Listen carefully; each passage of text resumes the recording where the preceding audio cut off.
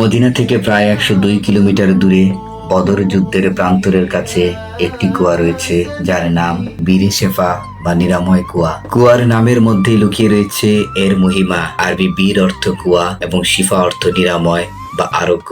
এই কুয়ার পানি রোগ মুক্তি ও সুস্থতার প্রতীক হিসেবে বিবেচিত হয়। বদর যুদ্ধের পর এই কুয়ার পানি মহানবী হযরত মুহাম্মদ মুস্তাফা সাল্লাল্লাহু আলাইহি সাল্লামের একটি অলৌকিক মুজিজার মাধ্যমে বিষাক্ত ও লবণাক্ত অবস্থা থেকে সুপেয় ও সুস্বাদু পানিতে পরিণত হয়। আজও এই কুয়ার পানি মুসলমানদের জন্য রোগ মুক্তির আশীর্বাদ হিসেবে বিবেচিত হয়। বীরে শেফা কুয়াটি মদিনা থেকে বদর যাওয়ার পথে মূল সড়ক থেকে প্রায় 7 কিলোমিটার ভেতরে একেবারে বদর যুদ্ধের প্রান্তরের কাছাকাছি এলাকা অবস্থিত। বদর যুদ্ধ ইসলামের ইতিহাসে একটি গুরুত্বপূর্ণ অধ্যায়। এই যুদ্ধে মুসলমানরা সংখ্যায় কম হওয়া সত্ত্বেও আল্লাহর সাহায্যে বিজয় লাভ করেন।